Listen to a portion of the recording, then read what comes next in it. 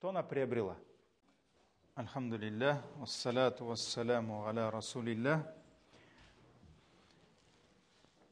Ahiret derslerinde devam etemiz. Biz indi cennetning so'nggi derslerinde hem uzgan. Biz umuman bir necha ders cennetdagi ni'matlar, cennetdagi siy-hurmatlar, cennetdagi lezzetler turunda söyleshamiz. Birinchisi arab so'zi. Cennet arab so'zi. Бақша деген сөз. Ni'mat Alloh taolo bera turgan bizga arab so'zi. Hurmat, siy-hurmat deymiz. Hurmat arab so'zi. Lazzat arab so'zi. Lazzat butunisi arab so'zlari. Arabdan kirgan. Ham uzgan dersni biz tamamladık. Cennet ahillerining tilaklari. Narsalar olar tilerler. Ham umuman biz endi umum qoida keltirgan edik. Cennette kişi nerse tilese şul bula dedik. Şulay bit. Nerse tilese şul bula. Şuna göre bu qoidaga negizlenip qay vaqt kişi tilerge mümkün cennetning şartlarına turu kelmegen aybirler. Mesela cennette olay bir yok. Lakin ulanı tili bulmasa da. Ulanı tilegen için Allah Teala onu buldura. Şuna misal biz birinchi misal keltirdik. Xotin qiz masalan bola topirga tiladi. Jannatda bola tobu degan aybir yo'q, ham jannatda umuman bolalar bo'lmaydi. Illa magar wildanun muhalladun, mana shu yosh malaylar, kichkina, ular rizq toshib turgan, lekin ular tuva turgan tugul. Ularning atanilari yo'q. Ular maxsus jannat uchun yasaldilar. Ularning atanilari yo'q, ular o'zgarmaylar, o'smaylar bir qachonda. Ular cennet işine yaratılganlar. Şu an göre eğer de xotin kız tileyken bala tabırga, ağırlı bulurga tilegen iken demek ее желание закон. Şolay bit. Hem ul balaga uza, lekin 9 ay boyu ulanı ko'tarib yurmayacak, ko'z açıp yumgancha ul bala usa, tuva hem tuğandan soң indi şunduk olu kişiге әуірлі. Çünkü cennette андай bala табу, баланы тудыру, аны имізу, аны кеш бойы қорау, түні бойы андай нәрсе болмайды. Ол cennetке хас әйбір түгіл. Umuman xotin qiz mashaqqat ko'rmaydi. Bala tудыру, табу ол битini бар bir mashaqqat, ауыр. Hem şulay uq ish bo'yicha ish bo'yicha Tubankamada мәчеттә эшләгәндә анда безнең завхоз абзый бар инде, ул хәзердә шул инде, Нәҗип абый. Аңа шулай бик ардым дигәч, мин инде әйтәм гел җәннәттә ял итерсең әле дип. Ул әйтә, безне җәннәттә дә шәтерләр инде дип. Шуңа күрә җәннәттә әлбәттә хезмәт булмый, ләкин кемнеңдер хезмәт итәргә теләге булырга мөмкин. Mesela ул әйтә, менә минем шуны эшлисем килә. Аллаһ Тәгалә аңа ача инде аны да. Һәм моңа мисал Пәйгамбәр саллаллаһу алейһи ва сәллям мисал итеп китерде нәрсәне? Иген игәргә теләгән кешене. Ягъни ул иген игәргә тели, менә мин ди телим ди, мин яратам иген игәргә ди, фан күрә минем иген игәсем килә ди. Безнең орны җәннәттә булсын, әбинең кыш буе җиләк җыясы килә. Шуны кебек. Менә иген игәргә тели. Шуңа күрә Аллаһ Тәгалә нәрсә? Аңа бирә. Аңа бирә, ләкин дөньядагы кебек түгел, әлбәттә. Җәннәтнең ул инде күз ачып йомганчы, аның бер төге тишелеп чыга, аның сабагы барлыкка килә, аның башагы барлыкка килә, башагында җәннәткә хас булган бер төкләре барлыкка килә, барлыкка киләчәк. Һәм ул тау кадәр булачак дидек, шулай бит. Хәтта Аллаһ Тәгалә нәрсә дип әйтә? Ал инде моны да ди, буны да теләдең бит ди. Син инде туя белмәссең инде дип әйтә, шулай бит. Һәм бу сүзләрне ишеткән бәдәви, гарәп, шул гарәбе, ул әйтә, монда сез Корайшлар һәм ансарлар турында бара ди. Бу шулар булыр ди. Чөнки алар игенчелек белән шөгыльләнәләр, без түгел ди. Һәм Пәйгамбәр саллаллаһу алейһи ва сәллям көлеп җибәрә. Менә бу инде аларның теләкләре. Шуңа күрә җәннәттә кешенең фантазиясына, кешенең уена, фикеренә төрле әйберләр килергә мөмкин. Мәсәлән, ул ниндидер җәннәттәге манзараны күрергә, мәсәлән, "И Раббым, менә авылымны сагындым, миңа авылымны күрсәт әле" дип әйтергә мөмкин. Аның күз алдында авылы барлыкка килә. Мәсәлән, кеше ниндидер вакыйганы искә алырга мөмкин. Менә ниндидер вакыйга булган тормышта, ул шуны карыйсы килә, күрәсе килә, ул шуны күрә. Мәсәлән, кемдер әйтергә мөмкин, белмим, мәсәлән, пәйгамбәребезнең тарихында ниндидер берәр хәлне, мисал белән, анда Ухудны күрәсем килә, Бәдрне күрәсем килә дип әйтергә мөмкин. Шуңа күрә нәрсә тели шул була. Әмма анда инде кеше әлбәттә үзенең, мәсәлән, яраткан һөнәре булса да, ул инде ул һөнәрен сагынып утырмаячак. Сантехник берәр смеситель ясарга иде дип, ул хыялы утырмаячак. Яки хирург бер-ике операция булса, кулларым шулай язылып китер дип хыялланып утырмаячак. Чөнки андагы программа күпкә мулрак, күпкә насыщенныйрак дип әйтик инде. Шуңа күрә аның ул хезмәтенә кайтасы килмәячәк. Ләкин кемдер кайта икән, әһлен ва сахлен, рәхим итегез. Киттек алга таба. Безнең инде китап авторы тәкъдим итә бик кызыклы тема, ләкин бу хатын-кызларга түгел, ирләргә. Җәннәттә хатын-кыз мәсьәләсе. Иң беренче без беләбез, җәннәттә ирсез хатын булмаячак, хатынсыз ир булмаячак. Пәйгамбәрбез саллаллаһу алейхи ва саллям нәрсә диде? Җәннәттә гаиләсез кеше булмас диде. Халастой кеше булмаячак җәннәттә. Бер иратта хатынсыз булмаячак, бер хатында ирсез булмаячак. Һәм Аллаһ Тәгалә асылда, нигездә адәм баласын парлы итеп яраттым ди. Нәрсә ди? Ва халакнакум азваджа ди. Аллаһ Тәгалә әйтә, мы создали вас парами ди. Яки мәсәлән, ва мин аятихи ан халака лакум мин анфусикум азваджан ди. Аллаһның бөек аятларыннан ди, ул сезгә сезнең үзегездән ди хатын-кыз затларын бар кылды ди. Яки мәсәлән, мин нәфси вахида ди, бер җаннан, бер тәннән Аллаһ Тәгалә әйтә нәрсә, ир белән хатынны яраттым ди. Шуңа күрә нигездә, в основе кеше парлы итеп яратылган. Парлы. Һәм бу дөньяда да кеше парлы булырга, тырышырга, омтылырга тиеш. Шуңа бит инде. Ләкин беркемгә дә бу дөньяда гарантия юк. Бу җәннәт түгел. Гомумән без әле совершенствога барып җитмәдек, камиллеккә. Камиллек анда җәннәттә булачак. Шуңа күрә ислам, дин, сөннәт һәр вакыт парлы булып яшәргә чакыра, парлы булырга. Хәтта кайбер кеше, мәсәлән, үзенә шундый, үзе турында шундый яхшы уйлап, ничек диләр әле психологлар, самооценкасы зашкаливать итсә дә, ул инде мөселман икән, мөслимә икән, үзенә лаеклы үз дәрәҗәсендә шундый тәрбияле, гыйлемле, интеллектуаль яктан анда бәлки тиңен тапмаса да, ул тырышырга тиеш гаилә корырга. Ул тырышырга тиеш гаилә корырга. Һәм без күрәбез аны сахабалар тормышыннан, мәсәлән, хәтта зур галимнәрдән күрәбез, хәтта мәсәлән, хатын үлсә, ул тырышты тизрәк өйләнергә. Ул тизрәк өйләнергә тырышты. Әлбәттә, кайгырмады түгел, кайгырды. Ләкин гаиләсез тормыш, парсыз тормыш ул диндә, ул хәерсез әйбер. Шуңа күрә мин ялгышмасам, Абу Ханифәме хатын үлгәч шул ук көн өйләнә. Һәм нигә син шулай тиз өйләндең дигәч, әле бит бары ул кайгырган, ничә ел бергә яшәгән, ул әйтә, мин куркам ди, әгәр дә төнлә белән Аллаһ Тәгалә җанымны алып китсә ди, мин Аллаһ янына ди парсыз булып кайтуымнан курыктым ди. Ягъни ни инде? Хатынсыз, гаиләсез булып кайтуымнан. Шуңа күрә парлы булу ул Аллаһ Тәгаләнең әмре, Аллаһ Тәгаләнең безгә куйган кагыйдәсе. Хәтта кемдер ниндидер сәбәп белән, Аллаһ Тәгаләнең тәкъдире белән, Аллаһның хикмәте белән үзенең парын бу дөньяда таба алмаса,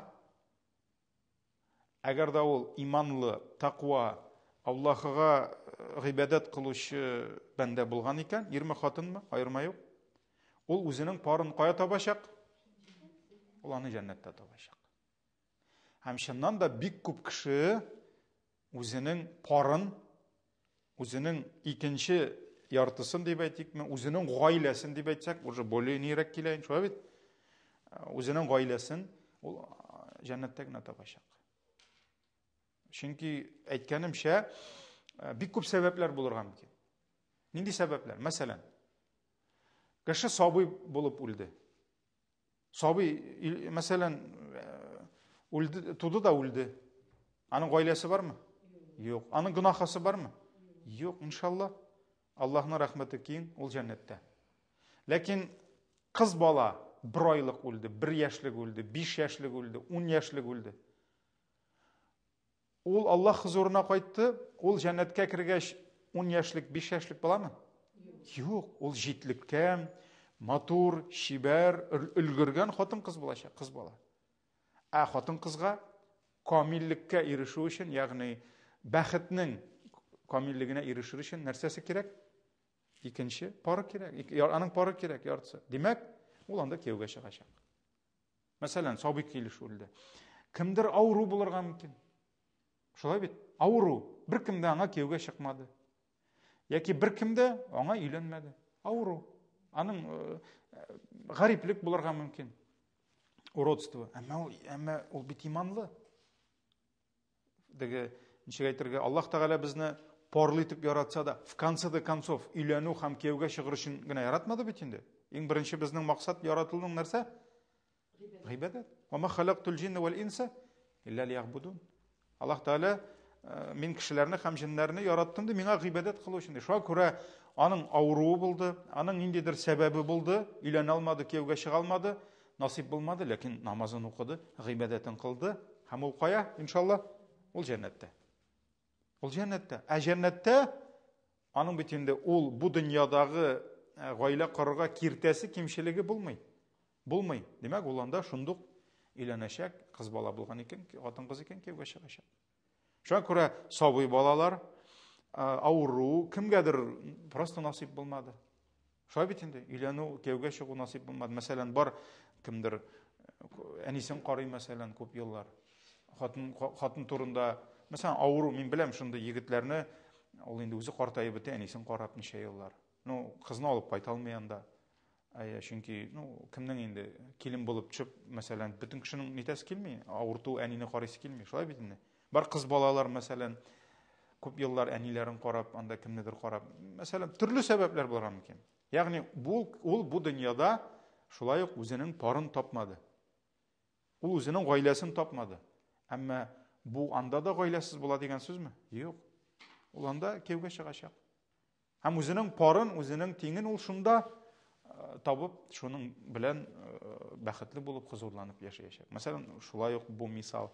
Аннарысын зур мисал, берең гыйбадәттә булды, берең тақвалыкта булды, икенчең гынахта булды. Берең кирде җәннәткә, икенчең китте кая?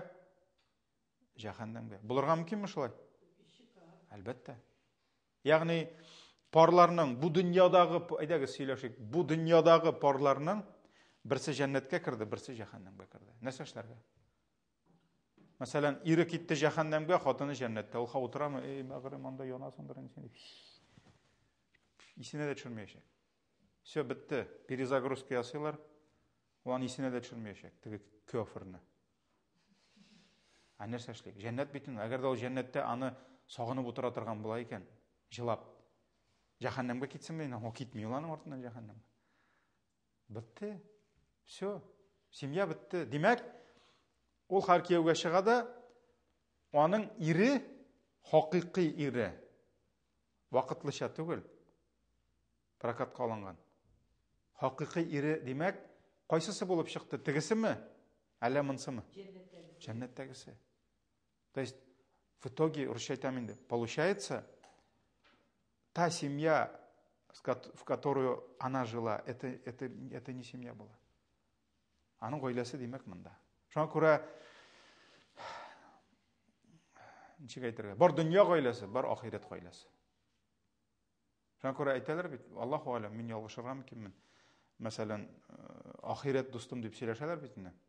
Теге ничә еллар бергә булып, бер-берсен шулай якын итеп, ахирет дусты, ягъни ничектер, вечный, мәңгелек дус кебек. Дөнья дусты гына түгел, бүген бар, иртәгә юк.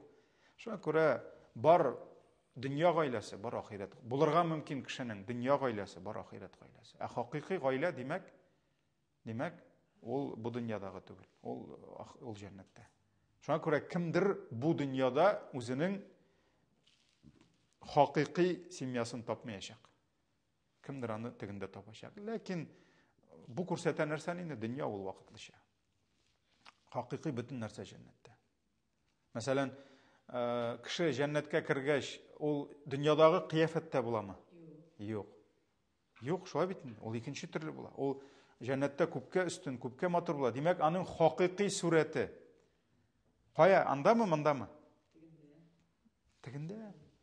Мәсәлән, тагын бер кайта. Мәсәлән, Пәйгамбәр саллаллаһу алейһи ва саллям вакытында булды бер сахаба. Хайырчы булды. Гел мәчеттә йоклап ята иде. Аның хәтта баш астына салырга мендәре булмаган. Ул менә шулай куеп, шулай беләгенә куеп, битен йоклый торган булган. Пәйгамбәр саллаллаһу алейһи ва саллям, син өйләндеңме әле дигән. Шуннан соң әйткән: "Я Расулалла, кем миңа кызым бирсен инде" дигән. Ни өчен? Чөнки хайырчы булган. Дәрәҗәсе булмаган. Әле аның нәрсә? Йөзендә уродство булган. Ягъни все против него. Шулай бит инде. Ләкин шулай да Пәйгамбәр саллаллаһу алейһи ва саллям аны кулыннан тотып өйләндергән. Әмма Пәйгамбәр саллаллаһу алейһи ва саллям нәрсә диде? Ул әйтте бит, минем тәнемдә гариплек бар дигән. Ягъни ямсызлыгым бар дигән. Пәйгамбәр саллаллаһу алейһи ва саллям нәрсә диде? Аллаһ каршында син андый түгел диде.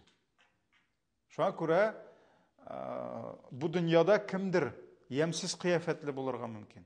Шулай бит инде. Төрле авырулы булырга мөмкин. Ләкин җәннәткә кергәч, аңа бирелә нәрсәсе? Хакыйкый сурәте.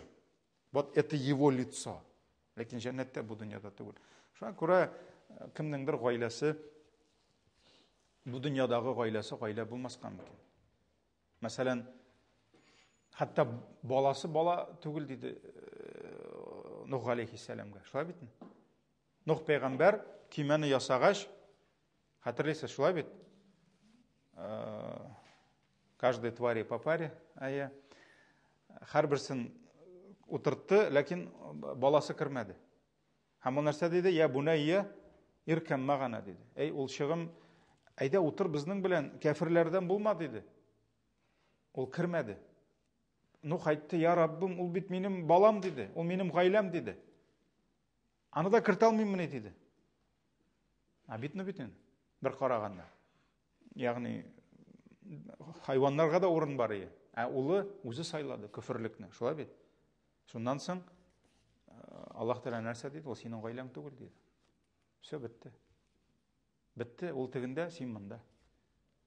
Син җәннәткә, ул җәһәннәмгә. Шуңа күрә ахирет айыра кешеләрне. Кайтара кешеләрне хакыйкый гаиләгә. Хакыйкый парлар ахиреттә була, бу дөньяда түгел.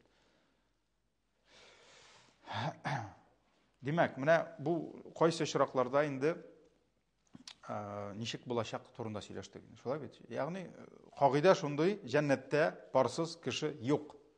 Җәннәттә гаиләсез кеше юк. Бөтен ирләр өйләнгән, бөтен хатыннар кияүдә. Һәм бу дөньяда әгәр дә ир мөмин булып, хатын мөминә булып, икесе дә Аллаһка гыйбадәт кылып яшәсәләр, икесе дә җәннәткә керсәләр, алар бер-берсен табамы җәннәттә? Алар бер-берсен таба җәннәттә.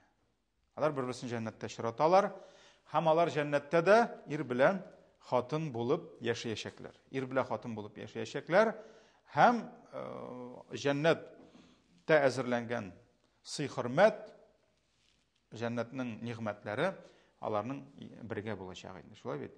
Һәм Аллаһ Тәгалә, мәсәлән, бу хакта әйтә Ра'д сүрәсендә, 22-23 аятлар. Улаика лахум уқбад-дар. Аллаһ Тәгалә әйтә, аларга ди ахыр кайту урыны әзерләнгән ди, җәннәту адн ди, гадин җәннәтләре ди. Ядхулунаха. Алар ди шушы гадин җәннәтләренә үтеп керерләр ди. Ва мен салаха мин абаихим ди. Шулай ук аларның ди туры юлда булган әтиләре керер ди. Әтиләре ди. Монда әниләр дә кагылайын, шулай бит. Ва азваҗихим аларның ди хатыннары керер ди. Хатыннарның ирләре керә, димәк, шулай бит. Ва зурриятихим нәселләре керер ди. Ягъни балалары, оныклары керер ди. Димәк, просто кешеләр генә дип әйтми бит. Димәк, ул анда әтисен дә таныячак, аның белән бер яшьтә булса да, әнисен дә таныячак, әбисен дә, бабасын да таныячак, кызын да, улын да, оныгын да, бөтенесен таныячак. Алар бер гаилә булганнар икән, анда да гаилә булачаклар. Вал малаикату ядхулуна алейхим мин кулли баб. Һәм фәрештәләр ди аларга һәр бер ишектән үтеп керерләр ди. Менә бу аят күрсәтә нәрсәне? Алар керерләр ди, әтиләре, әниләре керер ди, хатыннары керер ди, балалары, оныклары керер ди, нәселләре дип әйтә хәтта. Балалары гына дими, шулай бит. Димәк, җәннәт аларны җыячак. Җәннәт аларны бергә җыячак. Һәм җәннәттәге менә шушы агачлар, җәннәттәге җиләк-җимешләр, без яшьтек бит аларны. Андагы шәраб, башкалар, булар бөтенесе дә алар шушы хатыннары, гаиләләре белән бергә күләгәләрдә ятканда аларга алып киләчәкләр инде. Менә шуларның берсе Ясин сүрәсе 56-нчы аят. Hum ва азваҗухум ди. Алар үзләре ди. Аларның хатыннары ди. Фи зилалин алал араики муттакиун ди. Алар ди күләгәләрдә таянып ятакларда, күләгәләр астында бергә ятырлар ди. Ягъни анда шәй эчепме инде? Башка берләр эчепме? Хәтта шәй турында бер дә юкмы? Шәй турында килмәйләр. Значит, җәннәттә шәй буламы, юкмы? Ну, берәр татарның шәй эчәсе килсә, и Раббым, кат итеп бер шәй эчим әле дип, сөтләп. Ну, анысы да була. Хәтта тәсним, сәлсәбил һәм башка шәрәпләр, башкаларны эчкәндә алар шәйне искә алмаячаклар. Ләкин кемнеңдер шәйсе килсә, пожалуйста, анысы да була. Димәк, менә бу hum ва азваҗухум ди. Алар үзләре ди, һәм аларның хатыннары ди. Булырлар ди күләгәләрдә, шушы җәннәт ятакларында ди. Зухруф 70. Удхулул җанната антум ва азваҗукум тухбарун ди. Кирегез җәннәтләргә ди. Үзегез ди, антум, сез үзегез ди. Ва азваҗукум ди. Һәм хатыннарыгыз ди. Хатыннарыгыз ди. Тухбарун ди, шатланып ди. Шатланып, ягъни шатланышып, сөенешеп, кирегез җәннәткә үзегез һәм хатыннарыгыз ди. Менә бу аятлар күрсәтә шуны, димәк, җәннәттә яңадан очрашачаклар. Ул инде пәйгамбәребезнең хадисләрендә юк, ләкин мин кай вакыт никахларда шулай дуга кылам яшьләргә. Менә, мәсәлән, хатыны намазда, ире намазда, машалла, егет намазда, мин дә аларга әйтәм, Раббым, сезгә дөнья гаиләсе генә түгел, ахирәттә гаилә булырга Раббым насип етсен дим. Чөнки былай карасаң, ул инде никах, ул бит ни кебек, аның башы бар, аның ахыры булмаска да мөмкин. Ягъни дөньялыкта бергә бардылар, җәннәттә нишләделәр? Җәннәттә очраштылар. Шулай бит инде. Шуңа күрә менә дөньяда да, ахирәттә дә гаилә булып калырга иң мөһиме. Әле аңа кайтырбыз, бер-ике кызык әйбер бар. Сорау. Әгәр дә хатын-кыз бу дөньяда берничә мәртәбә кияүгә чыккан булса, аның бит инде получается берничә ире булды. Шулай бит? Мәсәлән, бик матур яшәделәр, ире үлде. Не обязательно сугышып беттеләр анда, талак кылыштылар, неме? Булырга мөмкин шулай. Шулай бит. Шуңа күрә сорау. Бу җәннәттә кем белән була? Аны шәтергә Габдуллага биргәнме беренче иренә? Анда Абдул Җаббарга биргәнме, әллә Масгудка биргәнме? Мәсәлән, булырга мөмкин шулай. Сугыш вакыты тегесе булса, ире үлде мәсәлән. Булды шулай. 3 ире үлде мәсәлән. Бигрәк тә сахабаларда. Сахабалар заманында хатын-кызны ялгыз тотмадылар. Или хатын-кыз, ул хәзер хатын-кыз ни? Ничек әйтергә? рахатта яшый, да, хурриятта яшый. Хайырлар кирәкми вообще. Ну, хотя менә мин әле специально әзерләнәм хутбәгә. Ирләр дә кирәк икән дигән хутбәгә. Сугышка хатыннар китми берсе дә. Шулаймы? Сугышка хатыннарны җибәреп булмый автомат тотып. Оказывается, ирләр кирәк икән. Бүген бар хатыннар бизнеста. Они зарабатывают больше, чем свои мужья. Вы это, так минимум зарплатым күбрәк аныкына карый ди. Аныкына карый. Балаларны мин карыйм ул түгел ди. Машинаны мин күбрәк бирдем акча ди, ул түгел ди. То есть бүген битте ни? Нәрсәле? Ирләрнең ресурслары административ, финансовый тегесе бусы ниләре битте, кимеде, бик каты. Әйтәм бит бүген баш эшли икән, бүген хатын-кызга общество, җәмгыять, дәүләт бирә возможность иргә карый күбрәк акча эшләргә нитергә, пожалуйста. Мәсәлән, бүген дәүләт саклый, яклый хатын-кызны. Шулай бит инде. Яклый, шуңа күрә аны беркем дә килеп аңа ябырылмый, нитми, ул ирләр каршында бераз нитте. Нәрсәле? Ирләрнең битте дәрәҗәләре. Менә шуңа күрә мәсәлән, хатын сахабалар заманында аның ире үлгән икән, аңа килеп сорадылар аны. Яшенә карамастан. Ничә яшь булуына карамастан. Килделәр дә сорадылар, "Миңа кияүгә чыгасыңмы?" диделәр. Чыкты, ул аны ашатты, ишертте, саклады, яклады. Шуңа күрә ул хәтта татарда, менә мәсәлән, татар каналлары бар. Телеграмда, нидә мин кай вакыт тыңлап утырам, менә безнең әсәрләрне гел укырга вакыт юк бит инде. Мин мәсәлән кай вакыт тыңлыйм әдәби әсәрләр, безнең анда Асхаров, Шакировларның яшьякларын сөйлиләр бит анда. Менә күбесенең бит инде күп хатын-кыз ашка үлмәс өчен кияүгә чыккан. Какая там любовь, там тегесе бусы, романтика булмаган инде ул. Ну, я не говорю, что это дөрес. Ну, аның заманасы шундый булган. Ул авыр булган. Ул кияүгә чыкмаса, исән кала алмаган. Шулай бит инде. Шуңа күрә даже, может быть, ирләр бераз гына кайберләре зулымлык та кылганнардыр шуның белән. Ләкин киттек, яңадан кайтабыз темага. Берничә ире булды. Җәннәттә кайсы белән була? Кемне күбрәк яратты? Последний. Дөньяда әйтсәк инде, кайсы байрак дип әйтергә, анда бөтенесе бай име җәннәттә.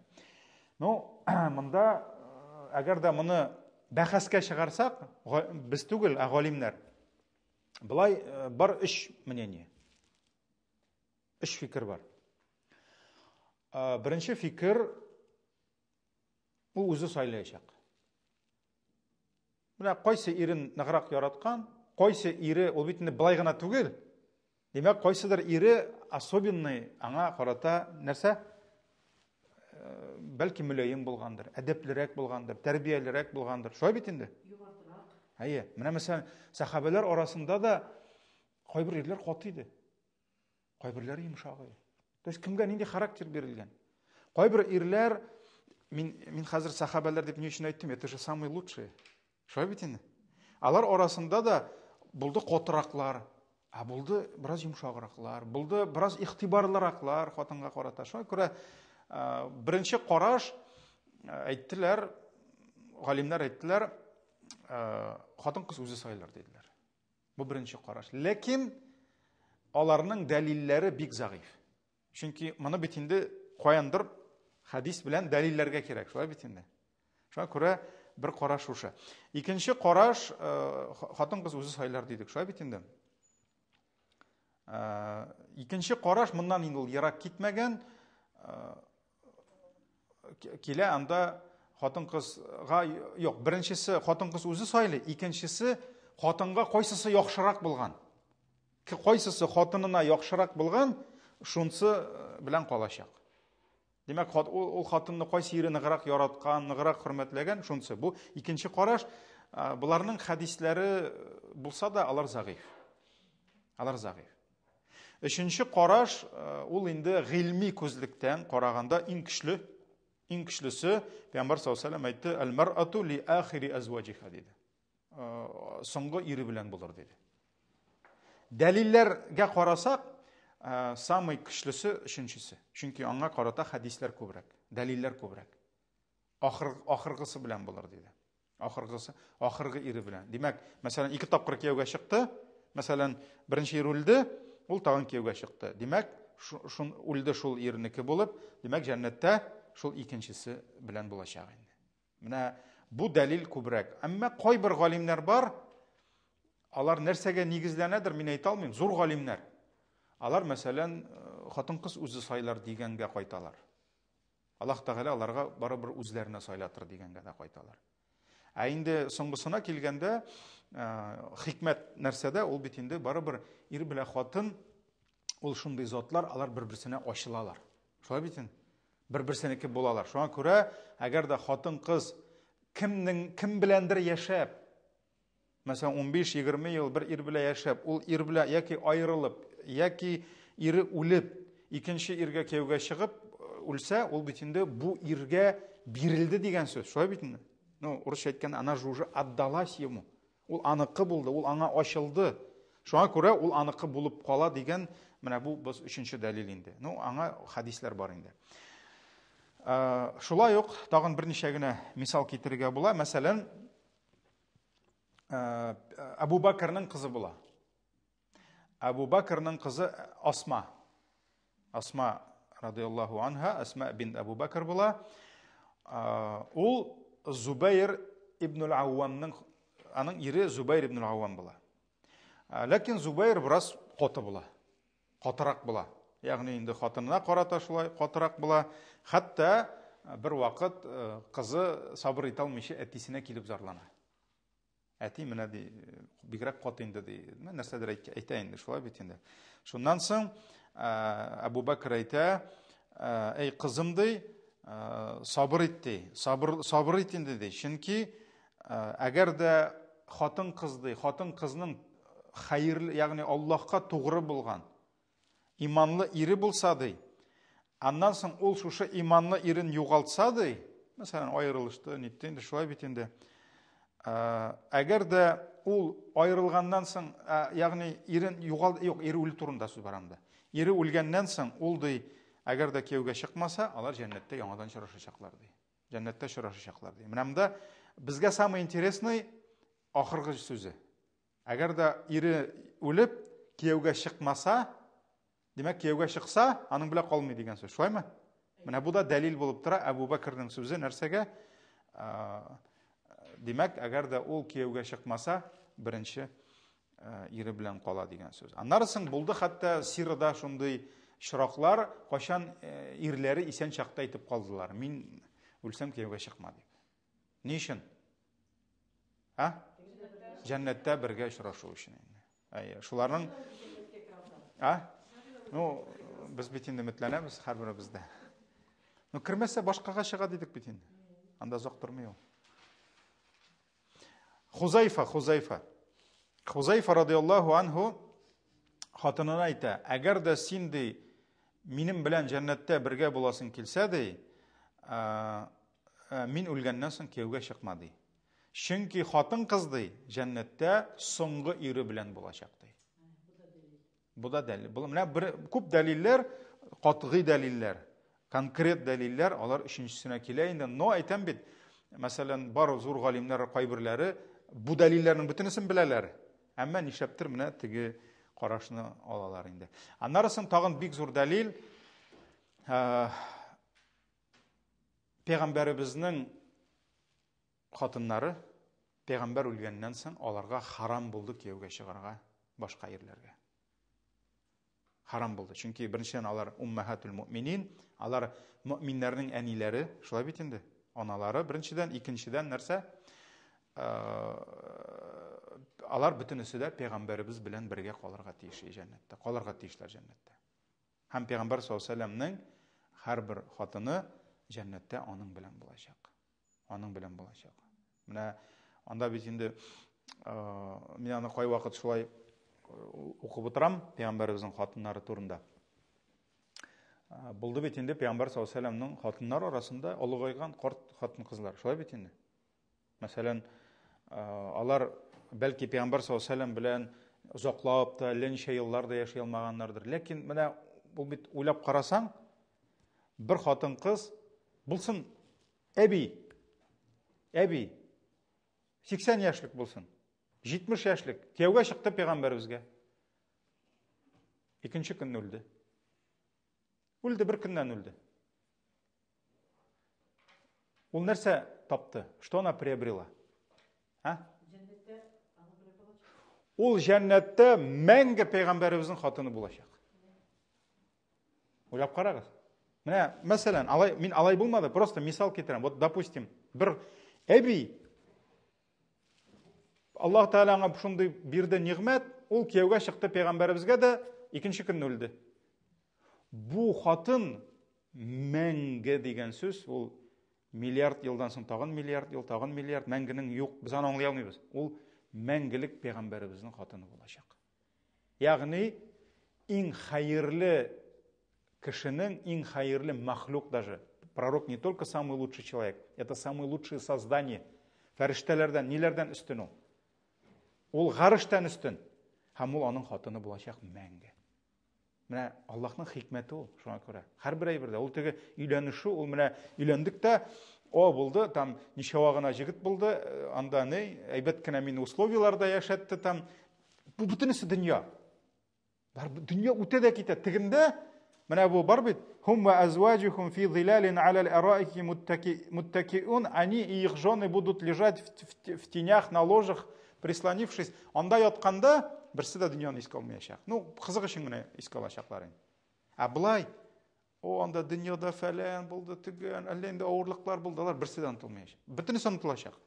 Бұл бір жәннат.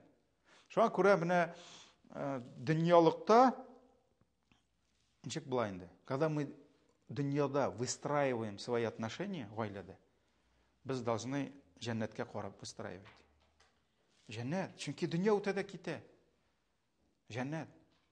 Һәм менә шуңа күрә дә Пәйғамбар саллаллаху алейхи ва саллямның хатыннарына харам булды кияүгә чыгарга. Чөнки алар бөтенесе дә Пәйғамбарыбызның хатыннары булырга тиеш булдылар.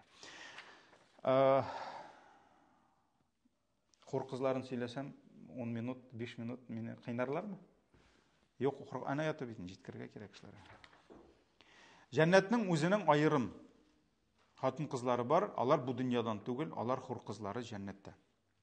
Алар Хурул Айн дип килә инде, җәннәттәге махсус җәннәт өчен яратылган хатын кызлар алар. Алар бу дөньяда юк, алар бу дөньядан кергән түгел. Дөньядан кергән хатын кыз башка, анысына хәзер әйтеп китәм. Безнең тагын ике генә мәсьәлә калып килә. Ике генә мәсьәлә калып килә. Шуларны тиз генә хайырып чыгабыз. Беренчесе, хур кызлары. Аллаһ Тәгалә бик күп аятларда аларны сыйфатлый. Алар нинди матур, нинди күркәм булачаклар. Аннарысын бу дөньядагы булган кимчелекләрдән алар имин булачаклар. Ягъни күрем күрү, йомыш үтәү, пишрану, башка бер булмаячак инде. Аннарысын алар һәр вакытта да яшь кыз булып калачаклар. Яшь кыз булып калачаклар. Аннарысын алар Аллаһ Тәгалә аларны сыйфатлый, җырлауларын сыйфатлый. Җырларын, так что җырлар өйрәнегез күп итеп. Чөнки алар махсус җырлаячак инде. Аннарысын аларның без бит инде әйттек, природа, табигать анда башка булачак. Мәсәлән, кайберләрне аңлап та, мәсәлән, Пәйгамбер саллаллаху алейхи ва саллям әйтә, мәсәлән, хатын кызларының ди балтыр, голин.